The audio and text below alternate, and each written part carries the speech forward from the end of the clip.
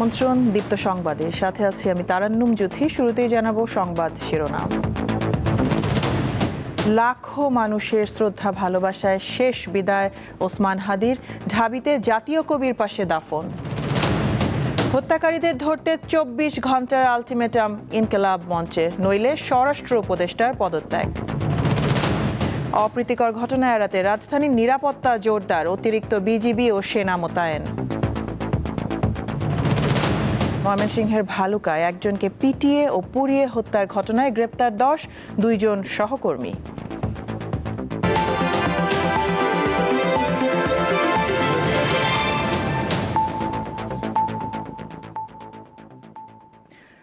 লাখো মানুষের গভীর শ্রদ্ধা ও ভালোবাসায় সিক্ত জুলাই গণঅভ্যুত্থানের অন্যতম নেতা ও ইনকিলাব মঞ্চের মুখপাত্র শরীফ মোহাম্মদ ওসমান বিন হাদিকে দাফন করা হয়েছে ঢাকা বিশ্ববিদ্যালয় ক্যাম্পাসে জাতীয় কবির কবরের পাশে।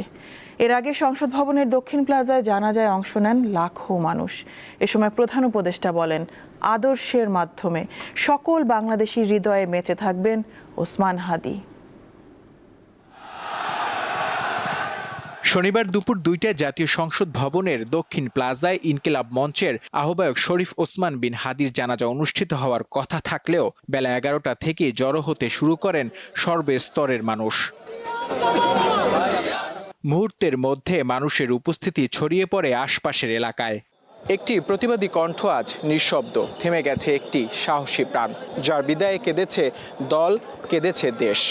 তবে মৃত্যু শুধু মৃত্যুই নয়, এ যেন একটি প্রাণের শেষ। এভাবেই শহীদ ওসমান হাদিকে বিদায় জানাতে লক্ষ মানুষের ঢল নামে মানিক মিয়া অ্যাভিনিউর সংসদ ভবনের দক্ষিণ প্লাজায়। এরপর কঠোর নিরাপত্তার মধ্যে জানাজা মঞ্চে প্রবেশ করেন জুলাই যোদ্ধা এবং বিএনপি, জামায়াত ইসলামী ও এনসিপি সহ বিভিন্ন রাজনৈতিক দলের শীর্ষ নেতারা। ঠিক 2টায় জাতীয় সংসদ ভবনের দক্ষিণ প্লাজায় নেওয়া হয় ওসমান হাদির মরদেহ। এ সময় হাদি হত্যার বিচারের দাবিতে কোনো ধরনের সহিংসতা না করার আহ্বান জানানো হয়। আজকের ওর সন্তানের চেহারার দিকে তাকানো যায় না। আজকের আমার মা প্রায় পাগল হয়ে যাচ্ছে, জ্ঞান হারিয়ে ফেলছে। আমার ভাই বোন তোরা পাগল হয়ে যাচ্ছে। আমার 6 ভাই বোনের মধ্যে সবচেয়ে ছোট ছিল শরীফ ওসমান হাদি। হয় বাংলাদেশের স্বাধীনতা সার্বভৌমত্ব থাকবে, বাংলাদেশের ইনসাফ কায়েম হবে, নয়তো আমরা বাংলাদেশের জন্য রক্ত দেওয়ার জন্য সবাই প্রস্তুত রয়েছি।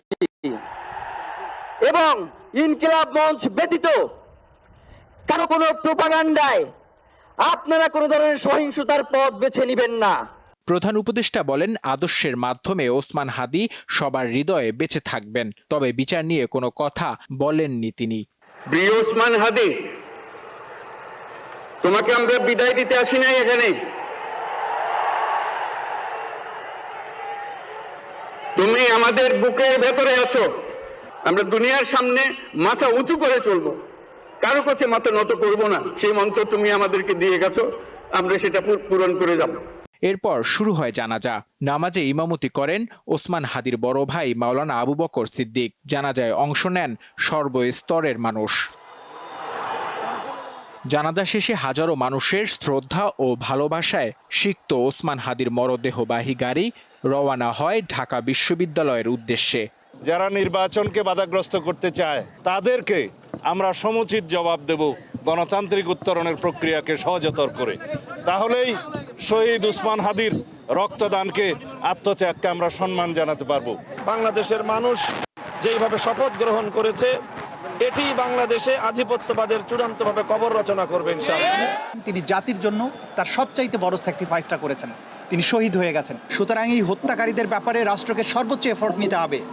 ঢাকা বিশ্ববিদ্যালয়ের কেন্দ্রীয় মসজিদ সংলগ্ন জাতীয় কবি কাজী নজরুল ইসলামের সমাধির পাশে দাফন করা হয় জুলাই গণঅভ্যুত্থানের অন্যতম নেতা ও ইনকিলাব মঞ্চের মুখপাত্র শরীফ মোহাম্মদ ওসমান বিন হাদিকে। নূর আলম, দীপ্ত সংবাদ, ঢাকা। ইনকিলাব মঞ্চের আহ্বায়ক শরীফ ওসমান হাদির জানাজা শেষে উৎসুক জনতা সংসদ ভবনের দিকে ছুটে যায়। সে সময় সেনাবাহিনী তাদেরকে আটকে দেয়। শনিবার দুপুর 2:30টায় জানাজা শেষ হওয়ার পর হাদির মরদেহবাহী অ্যাম্বুলেন্স সংসদ এলাকা ছাড়লে জানাজায় অংশ নেওয়া জনতা সংসদ ভবনের দিকে ছুটতে শুরু করে। তারা সংসদে ঢোকার চেষ্টা করেন। তখন নিরাপত্তার দায়িত্বে থাকা সেনাবাহিনীর সদস্যরা তাদের ফিরিয়ে দেন। পরে সংসদ ভবনের দক্ষিণ প্লাজা খালি করে দেওয়া হয়।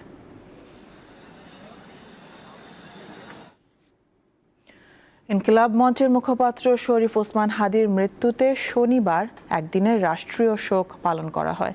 দিনটি উপলক্ষে দেশের সব সরকারি, আধা সরকারি, স্বায়ত্তশাসিত প্রতিষ্ঠান, শিক্ষা প্রতিষ্ঠান সহ সরকারি বেসরকারি ভবন এবং বিদেশে বাংলাদেশ মিশনগুলোতে জাতীয় পতাকা অর্ধনমিত রাখা হয়। এর আগে গত বৃহস্পতিবার রাতে জাতির উদ্দেশ্যে দেয়া ভাষণে প্রধান উপদেষ্টা ডক্টর মোহাম্মদ ইউনূস এই রাষ্ট্রীয় শোক ঘোষণা করেন।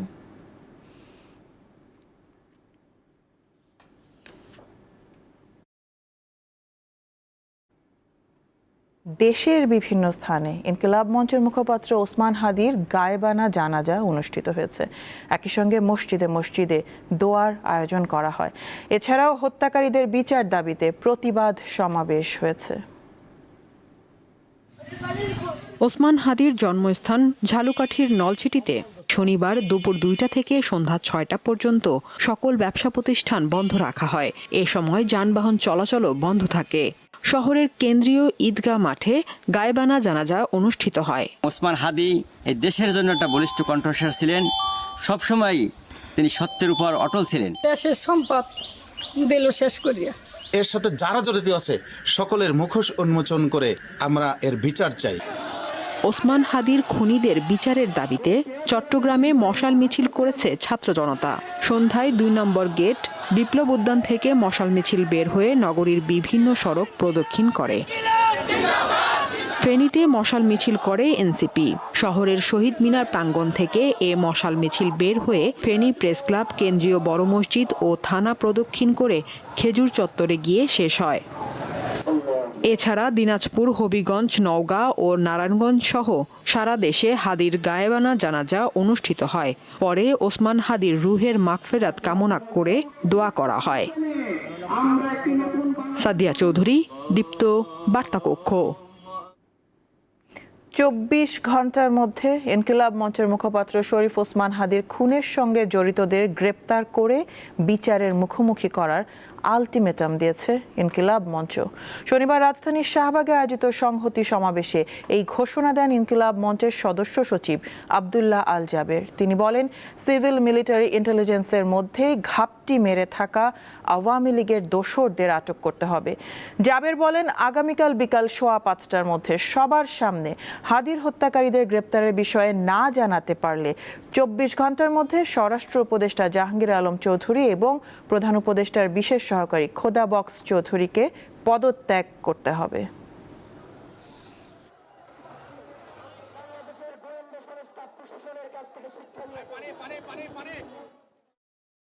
আগামী 24 ঘন্টার মধ্যে ওসমান হাদিকে যারা খুন করেছে, খুনের পরিকল্পনা করেছে, খুনিদেরকে আশ্রয় দিয়েছে, খুনের সহায়তা করেছে, প্রত্যেককে গ্রেফতার করে বিচারের মুখোমুখি করতে হবে।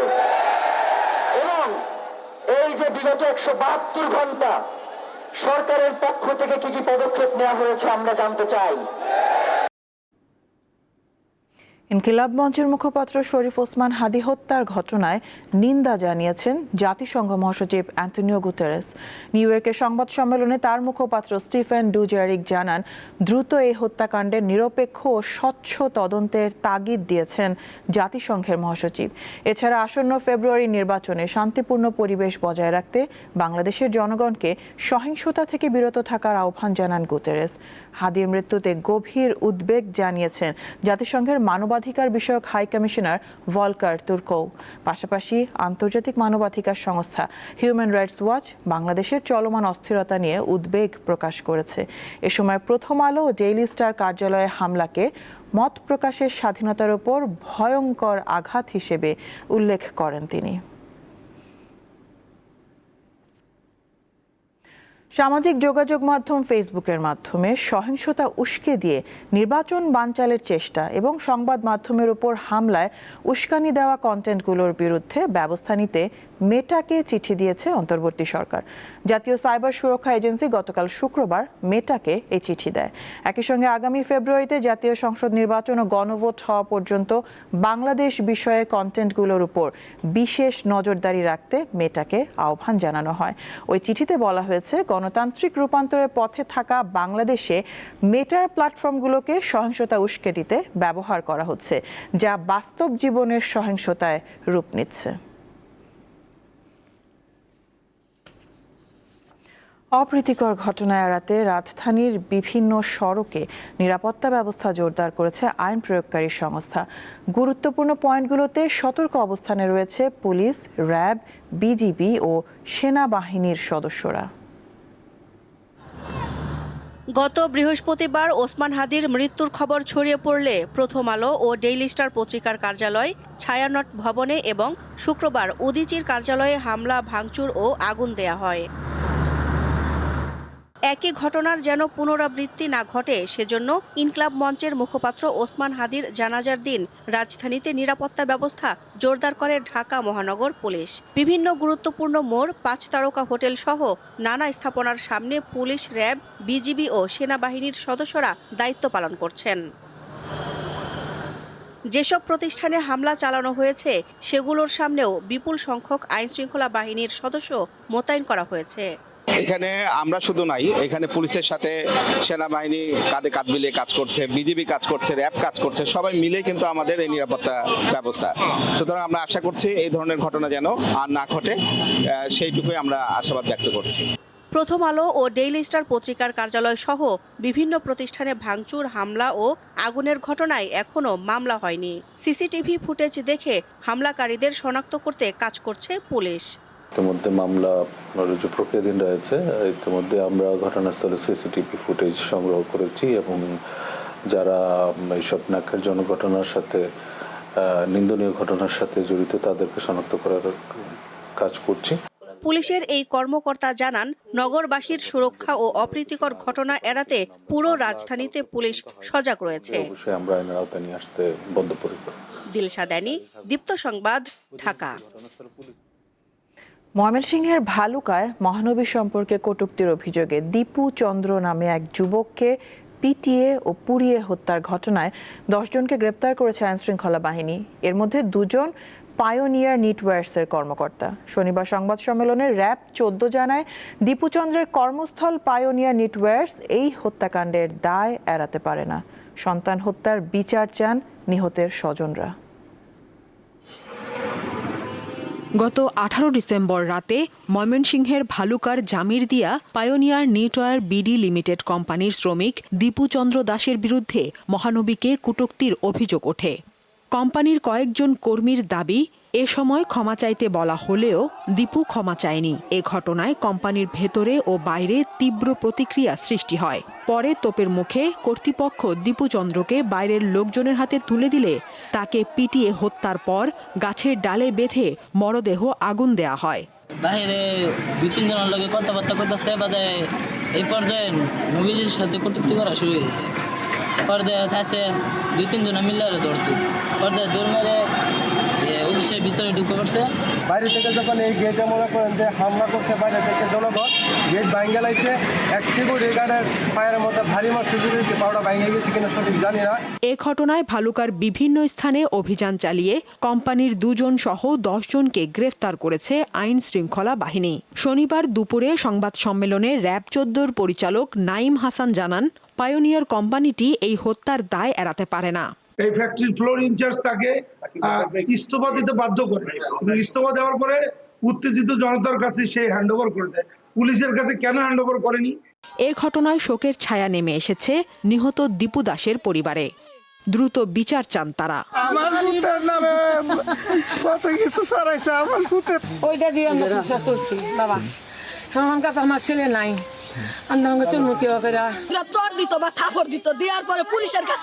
আইন নিজের হাতে তুলে না নেয়ার পরামর্শ দিয়েছে আইন শৃঙ্খলা বাহিনী। সাদিয়া চৌধুরী, দীপ্ত, বার্তা কক্ষ। সুদানে জাতিসংঘ শান্তিরক্ষা মিশনের সন্ত্রাসী হামলায় নিহত 6 বাংলাদেশি শান্তিরক্ষীর মরদেহ এখন ঢাকায়। শনিবার বেলা 11:15টার দিকে ঢাকার হযরত শাহজালাল আন্তর্জাতিক বিমানবন্দরে মরদেহ বহনকারী উড়োজাহাজটি অবতরণ করে। গত 13 ডিসেম্বর সুদানের আবেই এলাকায় কাদুগলি লজিস্টিক্স বেইজে এক হামলার ঘটনা ঘটে। এতে ঘটনাস্থলেই 6 জন বাংলাদেশি শান্তিরক্ষী প্রাণ হারান। তারা হলেন কর্পোরাল মাসুদ রানা, সৈনিক শামীম রেজা, মমিনুল ইসলাম, শান্ত মণ্ডল, মেস ওয়েটার জাহাঙ্গীর আলম এবং লন্ড্রি কর্মচারী সবুজ মিয়া। হামলায় 8 জন বাংলাদেশি শান্তিরক্ষী আহত হন। আইএসপিআর জানিয়েছে আগামীকাল নিহতদের জানাজা অনুষ্ঠিত হবে।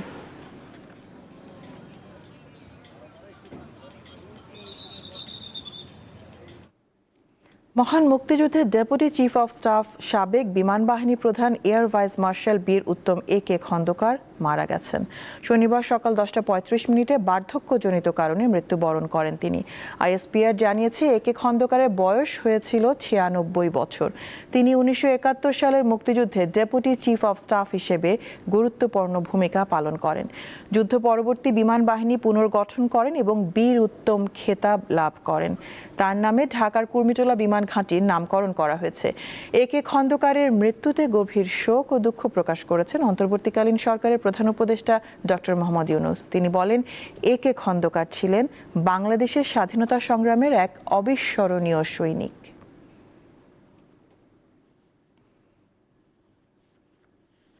চট্টগ্রামের হাটহাজারী উপজেলার গুমানমর্দন এলাকায় জাতীয় পার্টির একাংশের চেয়ারম্যান আনিসুল ইসলামের বাড়িতে আগুন দিয়েছে দুর্বৃত্তরা। শুক্রবার রাতে এই অগ্নিসংযোগের ঘটনা ঘটে। জানা গেছে, হঠাৎ একদল লোক চট্টগ্রাম হাটহাজারী এলাকার আনিসুল ইসলাম মাহমুদের বাড়ির প্রধান ফটক ভেঙে ভেতরে ঢুকে আগুন দেয়।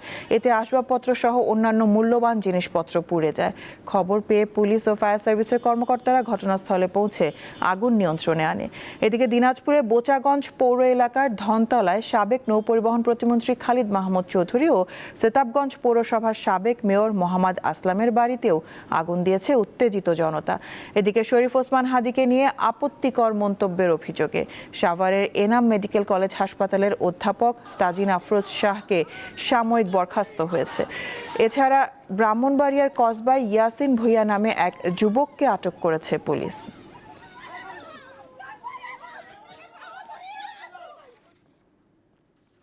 লক্ষ্মীপুরের বিএনপি নেতা বেলাল হোসেনের ঘরে তালা লাগিয়ে পেট্রোল ঢেলে আগুন দিয়েছে দুর্বৃত্তরা। এ ঘটনায় ঘুমন্ত অবস্থায় অগ্নিদগ্ধ হয়ে মারা গেছে 7 বছরের শিশু আয়েশা। গত মধ্যরাতে সদর উপজেলার ভবানীগঞ্জের চরমনসা এলাকায় এ ঘটনা ঘটে। বিএনপি নেতাকর্মীরা জানান, বেলাল হোসেন নিজ ঘরে রাতে স্ত্রী সন্তান নিয়ে ঘুমিয়েছিলেন। এ সময় ঘরের দরজায় তালা লাগিয়ে পেট্রোল ঢেলে আগুন ধরিয়ে দেয় দুর্বৃত্তরা। মুহূর্তেই আগুন চারিদিকে ছড়িয়ে পড়ে। এ সময় ঘরে ঘুমন্ত শিশু আয়েশা অগ্নিদগ্ধ হয়ে মারা যায়। এ সময় অগ্নিদগ্ধ হন বেলাল হোসেন ও তার 2 কন্যা। পরে স্থানীয়রা 3 জনকে উদ্ধার করে হাসপাতালে নিয়ে যায়। অবস্থার অবনতি হওয়ায় 2 কন্যা বিথি আক্তার ও স্মৃতি আক্তারকে ঢাকায় বার্ন ইনস্টিটিউটে পাঠানো হয়। কুষ্টিয়া সদর উপজেলা নির্বাচন অফিসের স্টোর রুমে আগুন দিয়েছে দুর্বৃত্তরা। এতে ভবনের নিচতলার স্টোর রুমে সংরক্ষিত গুরুত্বপূর্ণ নথিপত্র পুড়ে গেছে। শনিবার সকালে এই ঘটনা ঘটে। ছুটির দিন থাকায় অফিসের কর্মচারীরা বিষয়টি তাৎক্ষণিকভাবে জানতে পারেননি। ধোঁয়া বের হতে দেখে স্থানীয়রা নির্বাচন অফিসের কর্মকর্তাদের জানায়। পরে স্থানীয়দের সহায়তায় আগুন নিয়ন্ত্রণে আনা হয়। সিনিয়র জেলা নির্বাচন অফিসার মাহবুবুর রহমান জানান, আগুনে কিছু নথিপত্র ক্ষতিগ্রস্ত হলেও বড় ধরনের ক্ষয়ক্ষতি হয়নি। নতুন তোশাখানা বা রাষ্ট্রীয় উপহার মামলায় পাকিস্তানের সাবেক প্রধানমন্ত্রী ইমরান খান ও তার স্ত্রী বুশরা বিবিকে 17 বছরের কারাদণ্ড দিয়েছে দেশটির একটি আদালত। স্থানীয় সময় শনিবার ফেডারেল ইনভেস্টিগেশন এজেন্সির একটি বিশেষ আদালত ইমরান ও বুশরাকে এই সাজা দেয়। মামলাটি ইতালির বিলাসবহুল ব্র্যান্ড ভুলগেরির একটি জুয়েলারি সেট কেনার সঙ্গে সম্পর্কিত। 2021 সালের মে মাসে পাকিস্তানের প্রধানমন্ত্রী হিসেবে ইমরান খান সরকারি সফরে সৌদি আরবে গেলে সৌদি যুবরাজ মোহাম্মদ বিন সালমান ইমরানকে বুলগেরিয়ার ওই জুয়েলারি সেটটি উপহার দিয়েছিলেন। পরে ইমরান নামমাত্র মূল্য দিয়ে সেটি নিজের কাছেই রেখে দেন। মামলার অভিযোগপত্রে বলা হয়, ইমরান মাত্র 29 লাখ রুপির বিনিময়ে এই জুয়েলারি সেটটি নিয়ে নেন, অথচ এটির বাজার মূল্য প্রায় 8 কোটি রুপি। তাইওয়ানের রাজধানী তাইপেতে স্মোক গ্রেনেড ও ছুরি হামলার ঘটনায় হামলাকারী সহ 4 জন নিহত হয়েছে। হামলায় আহত হয়েছে আরও 11 জন। এদের মধ্যে 2 জন হাসপাতালের নিবিড় পরিচর্যা কেন্দ্রে আছে। শনিবার পুলিশ জানায় সন্দেহভাজন হামলাকারী চ্যাং ওয়েন শুক্রবার তাইপের প্রধান ট্রেন স্টেশনে কয়েকটি স্মোক বোমার বিস্ফোরণ ঘটায়। তারপর নিকটবর্তী একটি সাবওয়ে স্টেশনের একটি শপিং সেন্টারে যাওয়ার সময় পথে ও পরে শপিং সেন্টারের ভেতরে ছুরি নিয়ে লোকজনের উপর হামলা চালায়। পুলিশ আরও জানায়, পুলিশের তাড়া খেয়ে তাইপের জনাকীর্ণ শপিং এলাকার একটি ভবন থেকে পড়ে মারা গেছে চ্যাং ওয়েন। হামলার কারণ তদন্ত করা হচ্ছে। যুদ্ধবিরতির পরবর্তী ধাপ নিয়ে আলোচনার মধ্যেও গাজায় হামলা অব্যাহত রেখেছে ইসরায়েল। শুক্রবার গাজা সিটির তুফাহ এলাকায় একটি আশ্রয় শিবিরে হামলায় অন্তত 6 ফিলিস্তিনি নিহত হয়েছে। ইসরায়েলি সেনারা ট্যাঙ্ক দিয়ে আশ্রয় কেন্দ্র হিসেবে ব্যবহৃত স্কুলের 2য় তলায় হামলা চালায়। এ সময় সেখানে একটি বিয়ের অনুষ্ঠান চলছিল। এদিকে জাতিসংঘ সমর্থিত খাদ্য নিরাপত্তা বিশেষজ্ঞরা বলছেন, গাজায় যুদ্ধবিরতির মধ্যে খাদ্য সরবরাহ পরিস্থিতি এবং পুষ্টির হারের উন্নতি হচ্ছে, তবে বিপর্যয় এখনো কাটেনি। এখন প্রায় 1 লাখ মানুষ চরম খাদ্যাভাবে রয়েছে। শেষ করব দীপ্ত সংবাদ শিরোনামগুলো জানাবো আরো একবার। লাখো মানুষের শ্রদ্ধা ভালোবাসায় শেষ বিদায় ওসমান হাদির, ঢাবিতে জাতীয় কবির পাশে দাফন। হত্যাকারীদের ধরতে 24 ঘন্টার আলটিমেটাম ইনকিলাব মঞ্চের, নইলে স্বরাষ্ট্র উপদেষ্টার পদত্যাগ। অপ্রীতিকর ঘটনা এড়াতে রাজধানীর নিরাপত্তা জোরদার, অতিরিক্ত বিজিবি ও সেনা মোতায়েন। ময়মনসিংহের ভালুকায় একজনকে পিটিয়ে ও পুড়িয়ে হত্যার ঘটনায় গ্রেপ্তার 10, 2 জন সহকর্মী। এই ছিল এখনকার মতন। আমি তারান্নুম জুথি বিদায় নিচ্ছি। দর্শক, আরও তথ্য ও বিনোদনের সংবাদ জানতে যুক্ত থাকুন দীপ্ত টিভি ডিজিটাল প্ল্যাটফর্মগুলোতে। এতক্ষণ সাথে থাকার জন্য ধন্যবাদ সবাইকে।